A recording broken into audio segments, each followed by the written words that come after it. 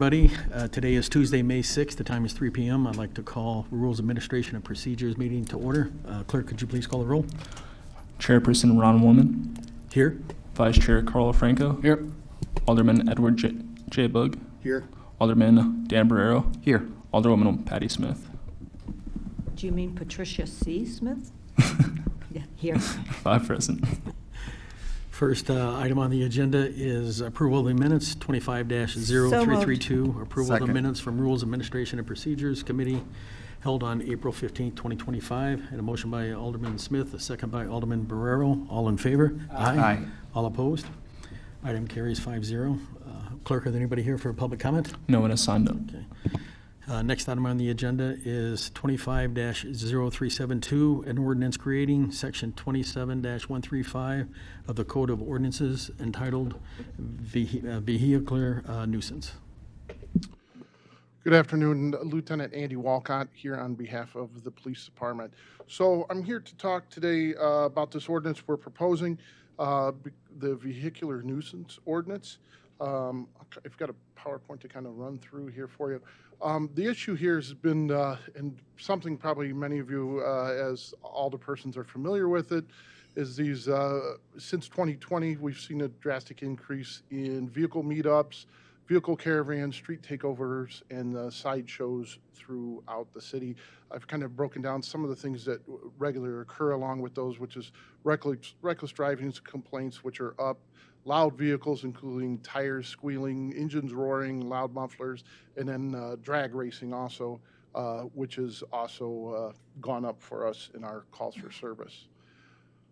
Why is this happening? COVID really introduced and accelerated vehicle meetups and caravans. Organizers and participants in these activities earn money through social media postings. So there's people that basically pay for their living through posting these and trying to be provocative in what they post to get more viewers, likes, shares, all that. They also like to show off their skills in their vehicles to their friends, their observers, and social media followers. And as I mentioned, this is a national trend that's basically happening all across the U.S. What we're seeing these large vehicle meetups, anywhere from 40 to 200 vehicles in both public and private parking lots. Vehicle caravans, when vehicles are going from place to place and to celebrate events. So we're seeing these when we have a meetup and we show up, they all just caravan over to a next location. So if we kick them out of one parking lot or show up, they just race across town. And this is where we get all the complaints as they barrel through to go to Naperville or the North Aurora. Then they get kicked out of there, and then they come back through town to go to the next jurisdiction. And those are the issues we're having. So again, we're also seeing these street takeovers where they basically will take over an intersection and start doing burnouts and things in the middle of the intersection, stunt shows. Another thing is fireworks and gasoline are a big thing they're doing now. We've had numerous people injured over the last several years. As a result of this, damage to streets, to the Route 59 train station. In 2023, we even had an officer who had their window broken out as a result of this. A lot of people are using stolen vehicles, guns, and then they're, as I mentioned, they're getting very provocative in what they're doing to try to get views. So we just got a quick video to play here. This is all videos that were screen captured by the police department on public social media that these people have posted.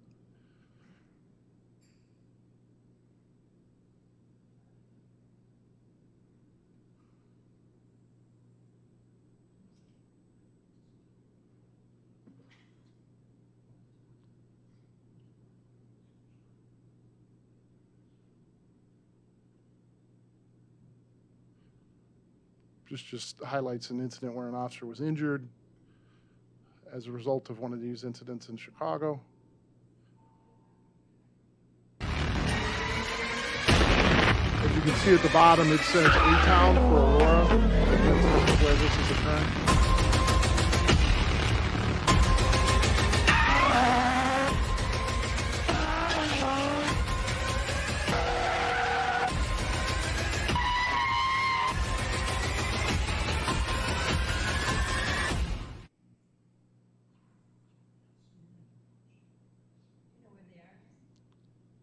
Some of this is muted because of the profanities in it, so we spared you that. These are mostly all throughout town. The very last one is that you'll see is in Chicago. That's towards the end.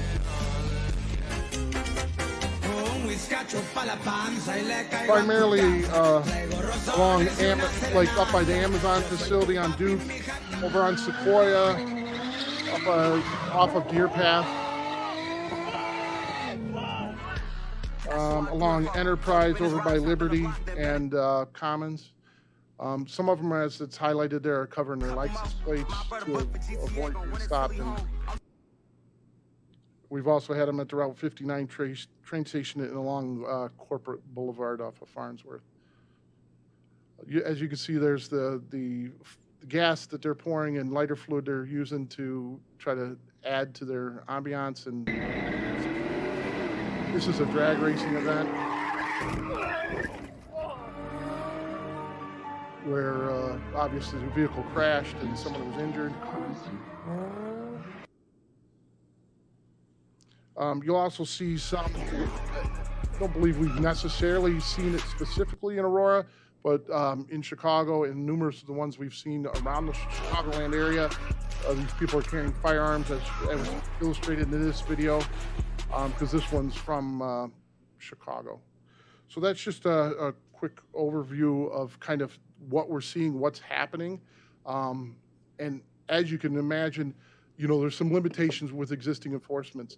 Our officers arrive and they start fleeing. I've been there when we had 200 people, 200 cars in a parking lot off a Deer Path, and they spread like cockroaches as soon as we had 5 officers show up. And it was to the point where it was unsafe for us to do anything because they were all racing out. They were jumping curbs. They were doing everything. Another thing is obviously officer safety. Recently had an officer who tried to go interfere with one of these and got surrounded by this whole group. There's too many vehicles to stop. We can stop 5 and another 150 get away scot-free. Offenders are armed. Sometimes they're fleeing over curbs, wear masks frequently, so it's difficult to identify the driver. This is, as I mentioned, this is a nationwide epidemic. Chicago passed an ordinance in October. Indianapolis passed an ordinance very similar to what we've proposed in October. State of Connecticut passed legislation tightening their laws and allowing municipalities to levy fines. I mean, this is just a small portion of dozens and dozens of cities. And that's one of our fears, is that the word is getting out there. We already know some cities like Cicero are doing severe impounds and things, and they know now not to go to Cicero because they don't want to risk this. Our problem is now they're coming to Aurora, and we don't want them here. This is the nature of the ordinance. It is unlawful for any person to permit a vehicle to be used to perform motor vehicle stunts or participate in street racing, street sideshow, an unlawful vehicle rally, or unlawful vehicle caravan. And then the ordinance defines each of those, allows us to cite the person on scene or issue and mail the registered owner a citation. So with this, would be a big education push to get people aware that we're doing this, and when we get tips that they're going to happen, trying to push that on social media. We've seen great success with that. And then our officers responding to those calls would use their body cam videos, squad car video, license plate readers, traffic cameras, parking lot cameras in order to identify these people and then mail them the citations. And we'd also have the ability to impound their vehicles. So that's it. I know it's kind of quick and a lot of information there, but please let us know if you have any questions. Since to me sounds much needed. Any questions from I have the a committee? question. So, in addition to this mess you just showed us, what about the average, it's not average, what about the car driving down the street with a real loud muffler? That's, back in our day when we were young, that was against the law. Now it seems to be okay. So how does that fit into this? It still is, and that's still something we're trying to enforce and encourage our officers to enforce. And when we get complaints and trying to a lot of times one of the issues is they'll speed and burn through with their loud muffler for a few seconds, and then by the time they get up to the officer or by the time the officer catches, they're no longer doing it. So that is still law and ordinance. It still is all finable, and it's all can be addressed. This is just to specifically target these Okay. large groups, because then we can start hitting them and trying to avoid them in town and coming to town. So the one-car large muffler type situation is not part of this? It's not part of this, Okay. but we do have the legal right to stop and deal with those already, so. Okay. And There's a lot of based on your questions we have. concern- Right, based on, obviously, if you're concerned about it, we Right. can look at trying to, further express to our officers the importance of enforcing. Well, I don't those. know as much as it's my concern, it's just, it's kind of become a standard part of, roadside travel now to be, I don't know, sitting along and having dinner, and then all of a sudden, 3 cars come by and, they've got these really loud mufflers. Like I said, back in the day, that in itself was against the law, and it just, I don't think we had to do inspections, and you didn't pass inspection. It sounds like you can push the gas and make those mufflers loud, and then off the gas and they're not loud, is that? Yes, depending on how they have the car set up. Some of them are naturally loud, others, they can turn on different systems Okay. to make them loud, or to, when they get into straightaway, or depending on how much acceleration they have. We can talk about that later, but this is, I'm like 100% for whatever we gotta do, yes. Alderman Franco? A number of those places happen in my ward, so I get complaints all the time, so my comment is good. That's all. Very good. Any question, comments over here? Yeah. Alderman Bug? First, I want to thank you for this. Probably the lowest point of my 12 years was when my friend was killed by drag racers on the Hill Road. Definitely the lowest point of my 12 years. I'm sorry for that. Yeah. I just want to look at what the differences are from ours versus some of the other municipalities. The thing I was just looking at was the time, 9 to 4. Is that kind of what the other cities are doing? Yes, and that's typically when we're seeing the biggest increase of these incidents occurring. And I believe, let me just double check, but I believe the 9 p.m. to 4 a.m. is just specifically for those vehicle rallies where they're just meeting up. We'd still have the ability to do that for the street racing, the side shows, the unlawful caravans at other times of the day. It would just be those large meetups, and that's what we're seeing and nationally as a trend. We also feel that that also keeps us from interfering with routine activities and regular gatherings that people are doing that would be during regular hours where families and stuff would be out and that type of thing. Okay. Thank you again for this. It's needed throughout the city, and it's time. Yeah, I would agree. Any other? No, Alderman I Barrero? just want to say this is very much needed. I get complaints about drag racing, and especially in areas where there's a long stretch between stop signs or stoplights. Yes. So this would be awesome to have. Yes. Thank you. Thank you very much. Thank you. And a motion by Second. Alderman Smith, second by Alderman Franco. All in favor? Aye. All opposed? Item carries 5-0. Thank you, Lieutenant. Next item on the agenda, a 25-0375, a resolution authorizing the appointment of Karina Cano to the Sister Cities Commission, SCC. Good afternoon, Alex Voigt from the Mayor's Office. Before you, you have what is proposed to be the 9th member of the city's new Sister Cities Commission. Karina is a resident of the 4th Ward. She applied for this commission, and staff did meet and interview her and felt that she would be a good fit. And we are excited to be filling this commission up. If you'll recall, we brought forward initially 6 members because we couldn't we just didn't have the application pool, but thankfully we are hoping to actually fill this one up. So moved. Any Second. questions or comments from the committee? Hearing none, I had a motion by Alderman Barrero, second by Alderman Franco. All in favor? Aye. Aye. All opposed? Item carries 5-0. Thank you. We do have a little change on the agenda here, so I'm actually going to do 25-0380 first, and then do the other one last. So I'll read this into the record. 25-0380, a presentation on the downtown revitalization portal. Yes, good afternoon. Alex Boyd again. I would like to thank Chairman Warman for allowing us to present this today. I know this is not typical for this committee. It is my last committee meeting, so I wanted to bring forward, I wanted to bring forward a project that we've been working on for quite some time. The purpose of this project was there's been a lot of conversations in the community for probably the past year plus in terms of the value of the arts. And when we're talking about arts, in this specific instance, we're talking about the performing arts. So in our downtown, we are incredibly fortunate to we have the Aurora Civic Center Authority that has a number of venues, and then we also have the venue, and we also have Riverfront Playhouse. So represented in this project from the performing arts side are the Aurora Civic Center Authority venues, as well as the venue.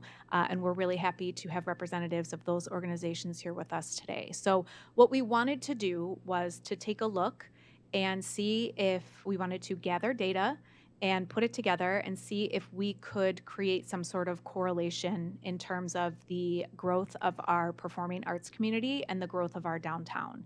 Now, there's no way to put an absolute fine point on this, but what we put together, we thought was really interesting, and we wanted to share it with the council. And of course, it is available on our open data portal, and we're hoping the community will peruse it as well. So I did mention the arts organizations that are represented, and we also worked very closely with our finance department. We selected some revenue sources that we felt could be associated with the growth and, of course, visitors to our downtown. So we looked at our food and beverage tax revenue. We looked at our parking revenue, specifically our surface lots, garages, the train stations, which of course took a hit after COVID. And then we also looked at our home rule sales tax, which you'll see represented in the number of new businesses in our downtown. We did want to incorporate the non-arts related businesses, so our data and analytics team put together a really cool tool just to show the number of businesses that have come to our community. So we hope that you, again, find this very interesting, and I'd like to bring up DR from our data and analytics team, and he's going to run you through. So thank you very much. Thank you. Thank you. Hello, my name is DR, and I'll be walking you through the open data page for downtown revitalization. So what we have here, first off, is the landing page for the open data portal. And I just wanted to point out that this is separate from the city website. It's a sister site, and it just has information, transparency information about city departments and services. So if you click on the downtown revitalization page, we'll be going into the specific page for that project. We always have a banner image. Here is a smattering of different venues, exterior and interior. We have a lot of beautiful buildings, so we want to showcase that with some of the venues that are being represented. We always have a intro narrative that explains the point of the page and who we're teaming up with and partnering with to work on it. If you keep scrolling down, these three numbers for the KPIs, we have this as a standard for every project that we work on. This is combining the previous year's visitors, the revenue from the city for a previous year, certain revenue, and the number of performances for the specific year. If we scroll down, we have a widget that is a timeline that you can scroll horizontally through that breaks down from 2009 all the way to present day in 3 different chapters that mentions all the businesses that have opened up, and the graphic underneath each chapter has some of the milestones. Some of it is ACA related, some of it is businesses downtown, some of it are just different things that have opened up in the years that are listed in these bullet points. And then moving on, we link to the Arts and Economic Prosperity Study. It's commissioned by the Americans for the Arts. So this is a large national study, and it talks about some of the impact that arts and art venues have on cities. So we link to certain bookmarks. The top 6 takeaways is a really good bookmark that goes into, it's a 52-page study, and we link to certain pages that go into detail about what are the takeaways of the impacts of performance arts venues for the culture and for the businesses in the downtown area. Scrolling down, we have more excerpts, images. This is for like the average spending on a national average that local and non-local people bring in visitors when they attend performance venues in downtown areas. Scrolling down further, we have the ACA estimated. So ACA, the Aurora Civic Center Authority, they have their own extrapolation. We link to their site. Can you click on that briefly, John? Yes. And that goes into using the AEP6 study for like local estimates for their economic impact for the city of Aurora. And then, John, if you can direct us back to the downtown page, thank you. They also provided us with a heat map that has the top 20 most popular cities that people are visiting downtown Aurora for. We have rendering of some of the venues that are downtown. This includes some of the ACA things, the venue. And then we get into the dashboards. So the first set of dashboards that we introduced are performance venues. So these are things that are like the events yearly that are summed up. There's different tabs. This dashboard is interactive, so it goes by like the number of events per year. We break it down to quarterly data as well, and then we have the different categories of where these events are happening, or these performances, or markets, or whatnot. There's on the top right, there's a selector for years, but you can also click on the specific years. Then you could reset that. And this is mobile and desktop friendly. And then we always have, if you scroll down, a narrative explaining the insights of that dashboard. For this one, we would have like all the different event descriptions that people can like look into if they're curious about a certain thing. Scrolling down, we have the ACA subscriptions. So these are a number of subscriptions yearly. And then we've also broken it down to a category tab, so a donut chart that that visualizes the different values there. And again, same thing, insights or disclaimers or descriptions about that dashboard. Let me know if I'm going too fast. We also have attendees too for all of these different venues. And we have differently quarterly, yearly, and a category tab where we break down the groupings for those. And we have some of the disclaimers or insights that talk about how that data is captured. We get into the Paramount School of Arts, similar, a yearly and a quarterly tab. These are, again, interactive with a description. We also have the venue as well. So we're hoping to expand this and build with more, work with more performance venues in the future. Scrolling down, we get into the revenues, select city revenues section. These are mostly broken down by food and beverage for the first set of dashboard. And it's broken down into yearly different categories. So if you want to look at the types of fees or fines, and then we have a summary of the last 10 years. This is the comparing year-to-date revenues, year to year, up until 2024. We have the motor vehicle parking revenue. So this is a bigger dashboard. We break it down to non-transit and transit fees and fines. So if you go click on Transit 1, there we go. There's a comparison of the types of fees and fines yearly. And then we also have a side-by-side comparison when we break those fines and fees by Route 59 versus Route 25.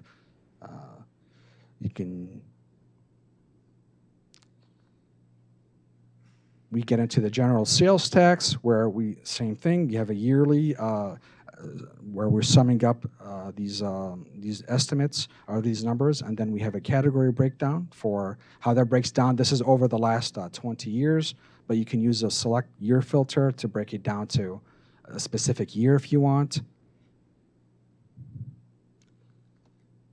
And then the summary tab that compares the last 10 years of that. And then there's always information with drop-down menus for more information. And then the final part is just the context and links and references if people are interested in these websites, if they want more information. We always like to link back to our partners and to the city website. And yeah, that's it. Well, that's amazing to say the least, though. Can you say that again? That was a lot of information. That was a lot. It's a lot of information that we're trying to string through. So, but yeah, if you have any questions, let me know. Yeah, sure. This site is also live now, so you can view it on your own time. I can't very ask you nice. any questions because I couldn't see it and you went by fast, but that's fine. But I do want to make a comment, and I probably said this before. Downtowns typically like to have identities. Chicago has an arts area. I think we have an arts and entertainment area, and I think what we should be doing is dominating that scene. So you either go to Chicago or you come to Aurora. Don't let anybody else in the middle grab that. We should be grabbing that because we understand who we are. People go to downtown Geneva for a reason, downtown St. Charles. We should be the arts and entertainment thing. So I'm going to go look through this, but I think we need to keep that rolling. I'm big on that because that's who we are, and the more we can do, it's like bunching restaurants. You know, you bring a bunch of restaurants together, they just go to that area. You bring a bunch of entertainment venues, they go to that too. So I think we're on the right track.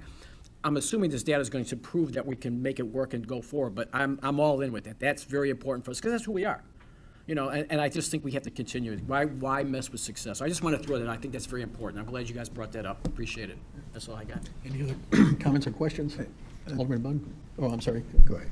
Alderman Barrera. Chairman sorry. Warman, I have a question.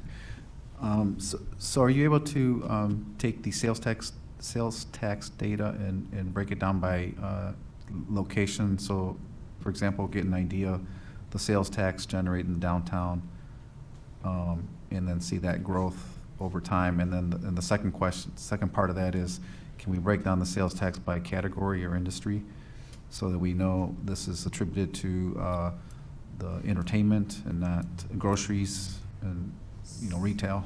So we are not able to narrow it down by area. And that's where we had to be the finance piece is very broad because it's the numbers for the entire city. But again, if more people are visiting the city and, the revenues are going up, so we're not able to do that. The second part, in terms of by category, we can look into that a little bit more. But there's not a lot of flexibility with sales tax because it's proprietary. So we presented what we could. Thank you. Chairman? Yes. So thank you for bringing this to us. Thank you for sharing this with us. It's a tremendous, valuable tool for us to have. I'm going to be really interested to see from last summer to this summer to next summer how things change with the new River Edge. I think that's going to be like a magical, improvement of people down here in the summertime when we get that new area opened up, and this will be a great tool for us to be able to see it. But the other thing I wanted to say is I just wanted to say thank you to Alex for all that you have done to help make the city of Aurora the place that it is today, the success that you have brought to our city. You really have been a champion. I hate to see you go. I'm going to miss you. We haven't always agreed on things, but I've always appreciated your work and the things that you've done. So I'm kind of sad today's your last meeting, but thank you for all that you have done for our city. Well, thank you very much, and thank you for. Thank you. Thank you.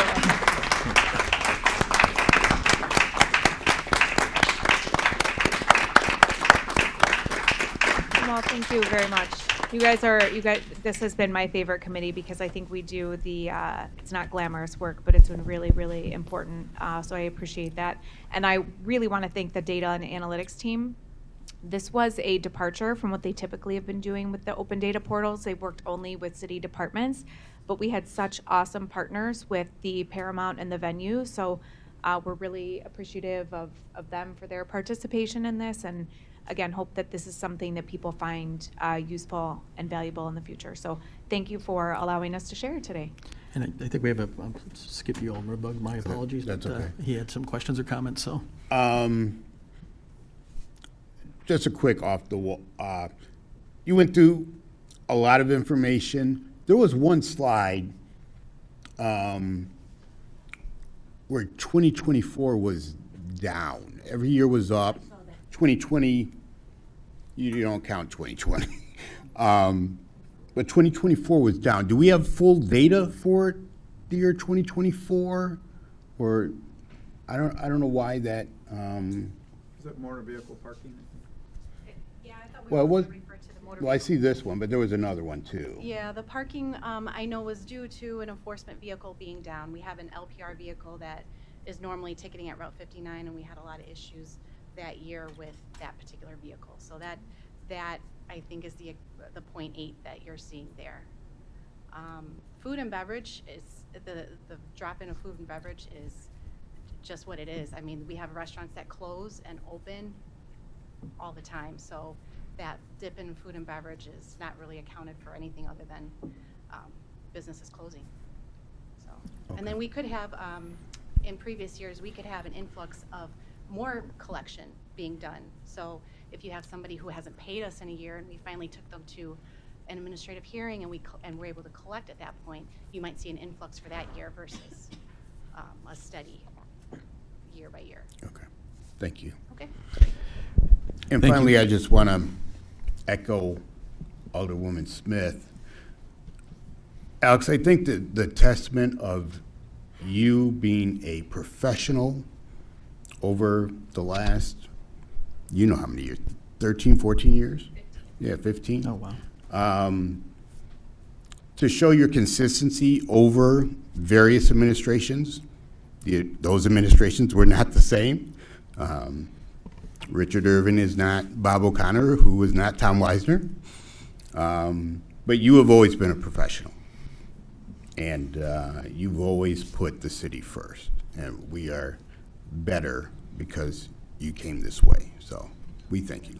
Thank you very much. And one more time, I'm sorry. So, and I personally, I'm happy that you wanted to present this to everybody. I think it was valuable information to do that, and good Thank luck you. on your new endeavors and your new role. Thank you. You're welcome. Thank you. Thank you very much. Okay, last item on the agenda is 25-0374, an informational discussion on the upcoming ordinance amending Chapter 12 of the Aurora Code of Ordinances titled Buildings and Building Regulations to adopt the 2024, series of codes and recommended amendments, so. Hey, everybody. Josh Ream, Director of Development Services for the City of Aurora. We had our kind of introductory presentation to this previous wrap. I'm going to try and get as much as we can in, but obviously running against the time frame. So I'll go a little bit quick, but if you feel like you need to stop me for anything, please do. In this, we're going to be focusing on just the building code portion. So page 1 through 15 of the 48 some pages. Just so everyone knows, this one only affects commercial buildings, nothing with 1 or 2 family homes or certain townhomes. Also doesn't cover anything with mechanical, electrical, or plumbing systems. Nothing with energy, alarm systems, sprinklers. Those are all covered under different references out of this code. And then also, just so everyone remembers, this is a base minimum code. So we're trying to get the very lowest level of just to be safe is the objective of this code. So we're not trying to do extraneous things as much as people may complain or say. Just a quick rundown there. I won't go through all of it, but that's everyone that has looked at this from City of Aurora management and City of Aurora staff over the last 18 plus months. Our permanent building and fire code committees that combined to help out with all of it. And then also our outside consultant that also is our inspection company and Thompson Elevator. So it's been a group effort to get this far and go through all the code sections. So how we're going to kind of break this down for you guys' review, just so you know. First off, we're going to cover significant changes to the code. This could be quite substantial because we're skipping both the 18 and the 21 codes. So there are elements that were in 18 and 21 that are still in 24. So we're going to bring them up as a point of reference just so that you know that they're in there. And we're also trying to show you items that are going to be either high industry practice standard impact or things with a high cost. The second portion is going to be modifications to the ordinance. So we have the ordinance in Chapter 12 that's been adopted for a while. We're going to go through anything that would be changed as part of the committee's meeting. This may cover things where we did a lot of cleanup on the code because of the way it's been rewritten and shuffled from the ICC. We thought it cleaner to move some things around, consolidate in certain areas. There's also stuff that's no longer applicable. Aurora had it as code, and since then the ICC has adopted it in some fashion. So we're removing it from our ordinance and covering it out of the base book, things like that. So first thing was significant changes, and this is kind of a reference slide too, if you guys go back and look at it, and also how we're going to handle it moving forward. The left column is always going to kind of be where we're planning on going to as part of this, and then the right column is going to contain the older information, so whatever the previous code standard was, so we can kind of do a compare contrast there. And then we did snippets of the actual code kind of in the top right corner. So we'll go through kind of these first and check them. First one, that's a big one, is the definition of change of occupancy. I know I've gotten calls from several of you before when a new business moves in or something like that. Did they get a certificate of occupancy things?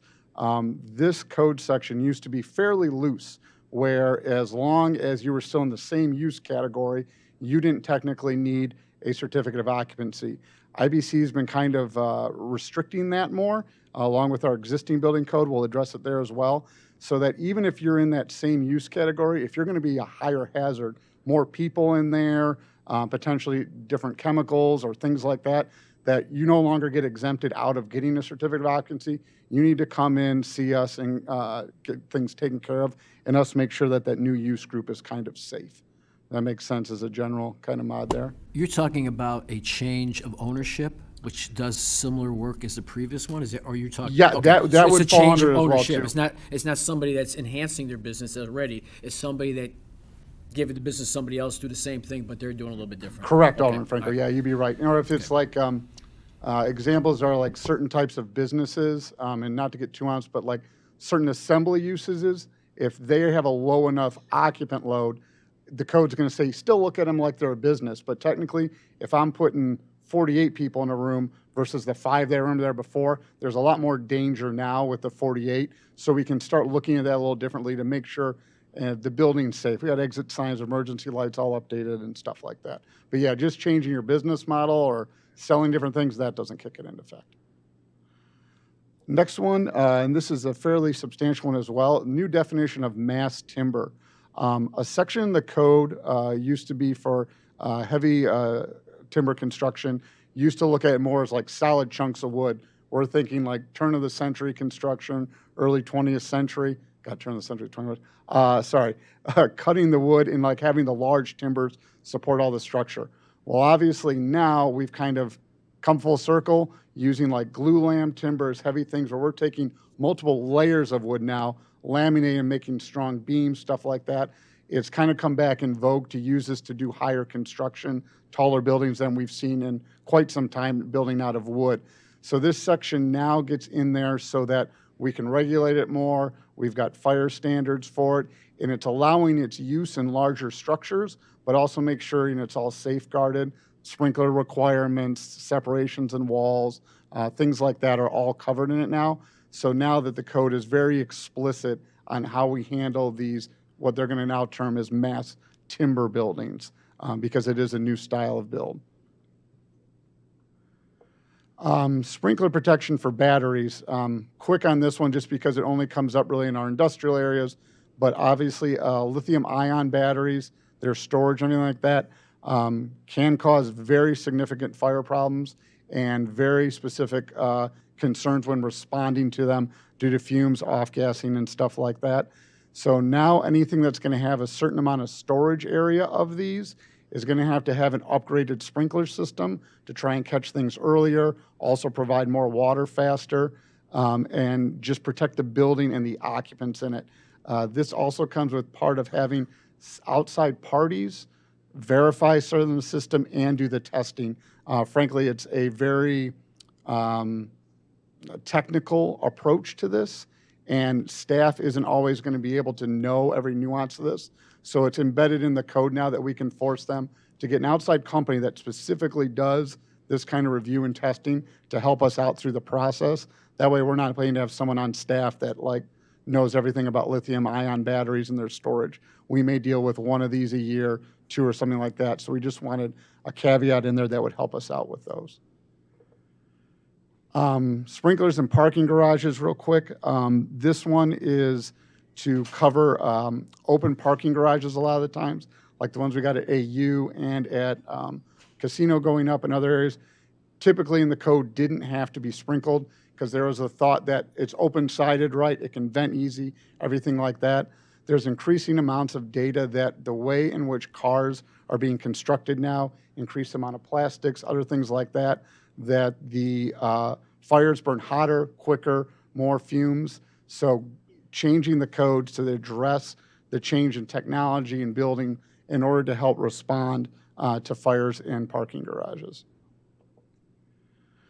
Carbon monoxide detection, I think everybody's kind of aware with this from their home. CO can be hugely hazardous, deadly. It's, not going to get a smell, not going to get a sound. All of a sudden you're just sleepy, and then unless someone finds you, that is not going to be a good situation. So the code had already addressed this in like residential uses and institutional uses to protect people while they're sleeping and stuff like that. But they've found, again, increasing data that there's still a large amount of people dying or getting seriously injured or poisoned due to the like industrial uses or things like that, where all of a sudden a machine goes out, something's not working, CO is still building up and causing issues. So it's just a new way where anywhere where there's going to be a carbon monoxide producing source, we're going to end up having a detector in there. So low cost, but big benefit if we're saving people's lives again. Did I get it? Nope. Illumination to the of the exit discharge. So what this is, think about leaving any building, an emergency situation, right? When this goes down, all the lights turn on and everything like that, help us all get out to it. One of the big portions of this code is that if we've got something at night or something billowing smoke, something like that, and we've lost power to an area, just getting out of the building may not be sufficient. We need to get people away from the building. So this section of the code is helping where we're going to now have illumination elements that get people all the way to the public right away. So if you think here, we came down the stair, everything to exit, there'd be something lit that's going to get us over to Downer. So at least we're away from the building, get to first responders or stuff like that. There was some code language that was kind of intended to be this way all along, but different interpretations could lead you to stop at the door. So they kind of cleared it up. So we're getting people all the way away from the building with the lighting. Locks and latches, all of this really is that we're doing a better job of doing terminology for different types of locks.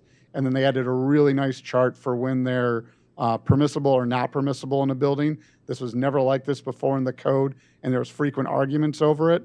Again, not a high cost thing, but it's something that right at final inspection, all of a sudden we have guys saying, hey, that doesn't work, get it out of there. Someone can't get open. It causes a lot of consternation, obviously. So this is a way to hopefully resolve that a little earlier on and make it more clear. Access control door systems and locking systems, like you guys have here on the rooms on the side and stuff with the like fobs and everything like that we use on most of our doors. The code was mute or silent on a lot of things about actually egressing. The code doesn't care how you ingress. How you get into a building is how you get into a building. We're worried about people staying safe and being able to get out of the building. So what this is doing is now coordinating it so that any of those systems have to specifically fail to allow egress or have other code provisions where there's buttons you can push or things like that that will override it. It may set off an alarm, lights may be triggered, something like that, but everyone is going to be able to get out regardless of their key access. So again, it's not preventing ingress into anything. We can still lock people out to keep rooms safe and secure, but if someone does get trapped in there for whatever reason, they're going to be able to get back out the other way. Adult changing stations is kind of a unique and interesting one. Basically what it looked like is everyone is more than comfortable and sees them all over now, and basically started women's restrooms, and then with men's with like the baby changing stations and everything like that to accommodate that need. And they're now trying to look at adult changing stations. So parents with adult children that are not able to take care of themselves may need help with being changed. Usually these people are stuck doing it on the floor or something like that. Super inconvenient, demoralizing. It's just not how we should be treating people. So what this looks at is there's like 4 basic applications. So if we're in large assembly areas, so think large theater spaces, arenas, things like that, If we're in what we would call higher education, it's still a business use. So if you're at AU and you're going to see a play, Waban Senior seeing a lecture, then highway road stops and things like that. And then the fourth one is, I think, in general education, which we don't touch as a building department because that's taken over by the ROE. So in those locations, anywhere where there's accessible bathrooms required now, an adult changing station will be required. And then there's certain information about size, space, and everything like that, so you could properly sit a wheelchair with an adult, get this down, get them onto the changing station, do everything like that. So there's all sorts of provisions in the code for that. We thought it was something good to highlight because it'll help kind of advance some of that stuff. Question? Yeah. So existing places will have to put these in their bathrooms now, or are they grandfathered? They're allowed to stay as they are, but if they start making any modifications Right. to certain scales, stuff like that, this would be something we would kick in. And the reason I asked is because at the Vaughan Athletic Center, they just remodeled the men's locker room and they put one in. So I'm assuming because they did that was part of the gig. Yeah. Okay. Dwelling unit size, this is kind of a clarification to the code where a dwelling unit gets to 190 square feet now. Before, the way the code was written, a one-bedroom unit could actually be made smaller than an efficiency or a studio unit because of the way some of the vernacular on square footage was. So we work on clearing that up with this text language to make sure that an efficiency or studio apartment would be able to always be the smallest one, and then you work your way there up on the other ones. And Josh, before you continue, I know we're coming up on 4 p.m., our next start time too, so I don't know if there's, how much is left, but I just want to let you know that we do. Yeah, I have something think I'm going to get through the significant changes, and then we'll cut it, because then we're going to go through the ordinance afterwards, and that's going to take a little while, so we'll cut, and then we'll resume from there next time, and then carry into the next code. Great, thank you. This one we're excited about. Appendix P is for sleeping lofts. And what this allows is, think of all the downtown remodeling for apartments and stuff we've done. Some spaces are a little tight and everything like that, but also we've got a lot of clear floor space in a lot of those buildings, a lot of height. This allows you, whether in existing or new construction, to take advantage of doing loft spaces for sleeping. There's some criteria up there in the corner. It can't be more than 70 square feet. Ceiling can't be over 7 feet. So we're not creating full rooms, but places where people can sleep, and we can loft this stuff up above now, so you get more habitable space to do a nicer living room, maybe a little two-seat table for dining or whatever below, and the loft sleeping is actually above. And it also changes the means of access to it, where we can now do like vertical ladders or ship ladders. We don't have to do full spiral staircases or regular stairs. So it really makes better use of the room and square footage, especially in these areas in downtown where we're kind of landlocked and everything like that. You can really help out with the square footage there. So we're excited to get that going in here. Just real quick, the last portion, these are some other areas of note. They're not hugely significant, but just good. They did a better job defining repair garages, which is going to help with automotive uses. Some different classifications for Bs, ratings on play structures for kid stuff inside, different things with restroom privacy, and then also like locations of some handrails and guardrails, which is going to be nice and actually give us some things to enforce on things we tend to argue about. Other than that, for right now, any questions about this? Otherwise, we'll stop here and we can pick up at the ordinance items next time and carry in the next one. Thank you, Josh. All good? Thank you guys very much. Have a good one. With that being said, before we close the session, I just want to, this is my last rep committee as well. I just want to say thank you to everybody on the diocese here. I appreciate, like Alex said, this isn't glamorous work, but work that had to be done, and I appreciate everybody's support and input on this too. And I personally want to thank my buddy over here too, Mason, for keeping me on track, and I appreciate it. So, Well, thank you for your leadership. Thank you for being the RAP chairman. You've done a wonderful job, and Thank you. We're certainly going to miss you. thank you. Oh, there we go. Thanks, everybody. Thank you. I have to say thank you as well. You're welcome. You have become more than a colleague through these last 4 years.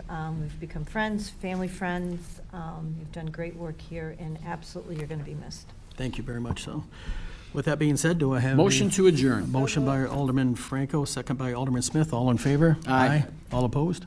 Item carries 5-0. This meeting is adjourned at 3:50 PM. Thank you.